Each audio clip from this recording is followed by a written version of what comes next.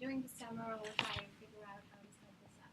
So the other team members are Dr. Tim Rydell, who was here earlier in the day, but is not, and Dr. Ellington. So this is the problem that we are trying to solve, is to detect pollution faster at source. Now in the last two talks we heard about water pollution, but more at the inorganic level of chemicals or ions. But what we are trying to do is address the microbial contamination of water. And this is a big problem which can affect not only the economy and the environment, but of course the human health. And these are just very few examples. There are currently about more than 10,000 water bodies that have been impacted with fecal contamination. And there is, to say the least, about 900 billion gallons of sewage from various sources that spill into the water bodies. And of course, there is the residential septic tanks that malfunction. So that's the problem that needs to be addressed, but the current solutions that exist in the market, they are inadequate, mainly because they are, number one, slow, and second, expensive. So the bar graph over on the right compares our method, which is in green, to the main other two competitors, which is molecular techniques, exemplified by the red here, and in blue, growing the microbes on plates. As you can see, both the current methods are slow. They take hours or days even to give the results, which is pretty long if you consider, say, a contaminated beach where people are swimming and you need to shut this down as soon as you can. And secondly, the cost of both these methods are pretty high because of the technical expertise needed as well as the infrastructure. So because of some of these reasons, as well as very strong specifications of how the water needs to be collected, as well as sampled and shipped to perform these tests, fewer than 30% of the surface water bodies currently are being monitored. And as we know, the increased water conflict, which was very recently exemplified, still there in Flint, and the increased awareness among people, as well as increased regulation, is only going to increase the need for monitoring. So here we've laid out the competition compared to our method. Some of the main companies that are in the water microbial monitoring field are IDEX and Nanologics. Now these are companies that are not doing detection or identification at the molecular or bacterial level. They will just do plate cultures, and these can take days to hours to give results. And these are non-specific. They're not identifying specific pathogens, but indicator organisms, which can only give a general idea of contamination, but not the exact threat. Whereas the molecular side, the competition is a small company named Source Molecular. They do PCR-based identification of exact bacteria, viruses, and other pathogens. But again, this is a very centralized lab-based methodology. It needs experts to operate as well as expensive instruments to run the assays. And as a result, these cannot be really spread out into localities or remote areas. Samples need to be collected to exact specifications, shipped to them, and then results can take up to a week to come back. So all of these competitors' methods, they do need cold chain for all their reagents, assay components, whereas we don't. And while the bacterial cultures, they can be done on site, the current standard for molecular testing needs the samples to be shipped to their lab, as I mentioned, whereas our method is performed at source. No shipping is involved. And one big difference is the infrastructure needed. All of the major three competitors listed here, they do need some level of infrastructure, starting from a small kitchenette type of a lab to a very well-established research lab for the current molecular diagnostics, whereas our method does not need any infrastructure. It's literally designed to be done at the side of the creek. And of course, in order to do that, the method itself does not require any technical expertise to operate or interpret. All the complication has been taken care of in the assay itself, and the user is given a yes/no answer at the end of the day. And the costs that we anticipate for our platform is very minimal, much less compared to the existing competitors.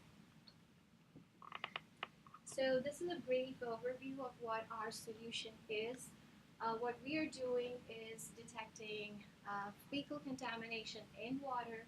So we go from the contaminated or the water body to the result within 1 hour, right at source, with very 3 simple intuitive steps.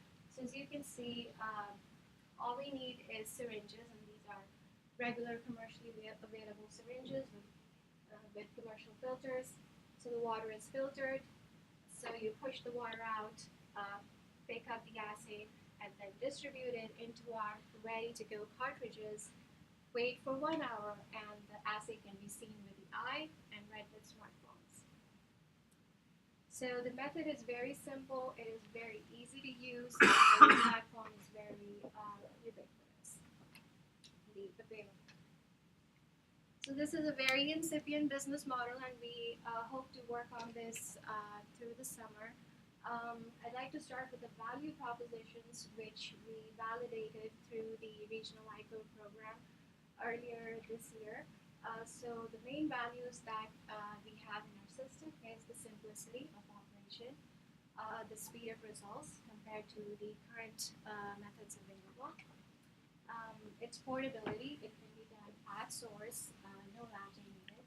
And however, it does this with the same level of sensitivity and reliability as the current molecular methods that are available.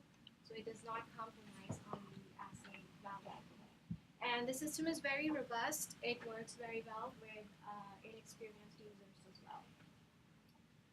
And some of the customer segments that we anticipate are the state and community municipal bodies, individual consumers eventually, and the entertainment, food, and travel industry. We do have to validate these customer segments more as we go along. The key activities that we anticipate going forward are we need to prototype our platform and perform in-field tests in direct comparison with the current standards. The revenue streams that we anticipate is that we'll sell the assay device itself as well as disposable assay units. Alongside, we also plan on providing a standard lab-based molecular testing as an ancillary service. And of course, we also anticipate licensing this technology that to be included in other water testing platforms that are geared for inorganic testing. This is, again, a roadmap in development. We are at the prototyping the device and cartridges stage, as well as developing additional assays. Currently, we can track human fecal contamination, and in future, we want to address other sources of fecal pollution. Eventually, we also need to do exact head-on comparisons with the current standards in the field. All the while, we also need to work on building customer relationships and feedbacks. And eventually, by next year, we hope to start some key partnerships on field tests in association with them. And as many people mentioned here today, we are also in the running for NSF SBIR and a few other grants to bring us through this. And I believe that's the end of it, so I'll take questions. Questions? Yes, I was too fast. So, do you anticipate, based on the customer surveys and conversations you already had, these are direct sales, are there agencies already out there doing this? So the regulatory bodies, yes, they do these, but they all employ mostly the bacterial culture or the PCR-based tests, which they send out, and those are very expensive, and several of them have showed interest in our technology, in being able to do it at their own site, as well as in expanding the testing in more remote areas that currently cannot meet the 6-hour timeline of collecting and shipping samples. Do those agencies represent big enough share of the market to matter, or is that the bulk of the testing, or most of it done? I think that would be a large part of the testing, and we still have to figure out how much exactly market that would be. Like it sounds like there are like 11,000 bodies of water or something. Are they all being monitored right now?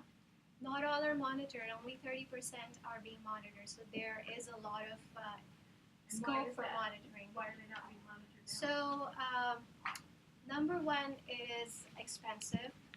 For each sample to be tested, it's for instance in Austin it can cost $25 for one sample. Now for a city like Austin that is perhaps okay, but if you're talking about a remote community, not only is the cost a little more prohibitive, but secondly, collecting that sample and shipping it in the required amount of time to the labs is again a bottleneck which will discourage people from actually going ahead and monitoring as often as they need to.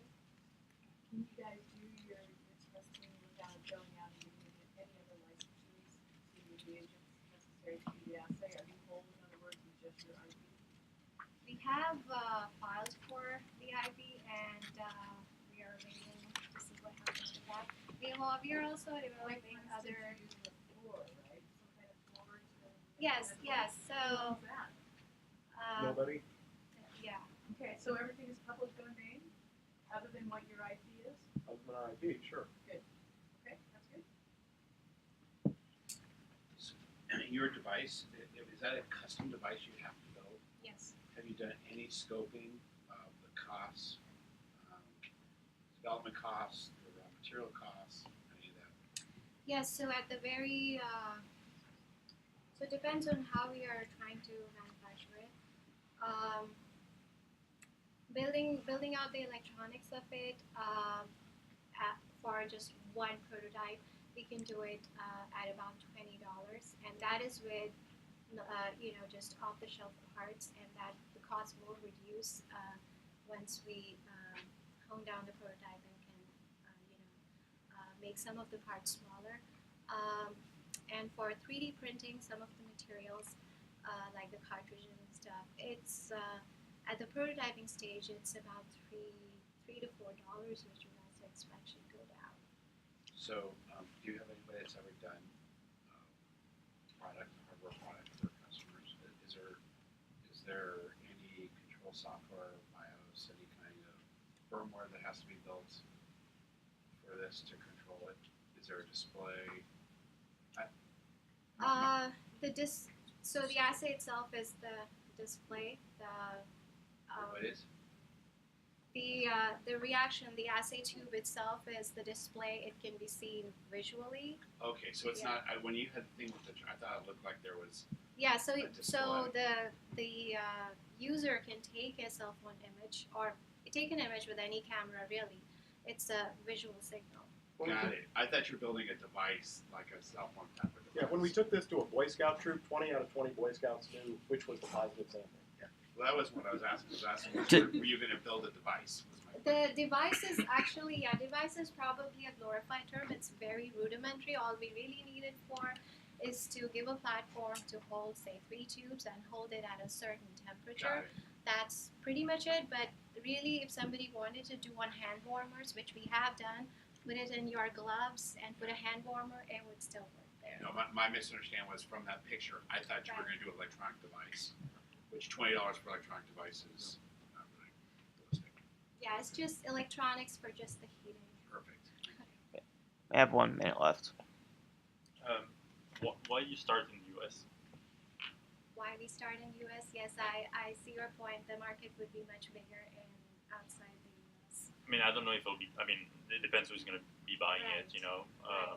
So that, and I think you've sort of answered partly yourself. It's really who will be buying it. I can totally see that the need for such a device, not just in water quality, but in a lot of other surveillance as well as human health monitoring. And that's one thing that I didn't bring up in this, this little very universal platform from the assay point of view. We can pretty much detect anything with it, anything with a sequence, DNA or RNA. So yes, it would be very useful globally in the more resource-poor communities as well. But again, depending on who's paying for it and whether we're able to provide some of your education, certainly, or partner with NGOs or other foundations that are working in these communities.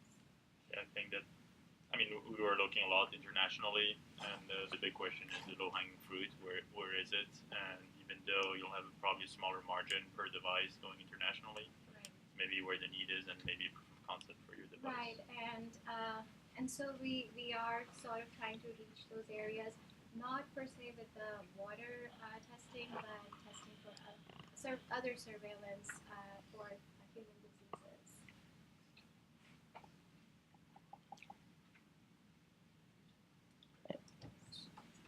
Thank you.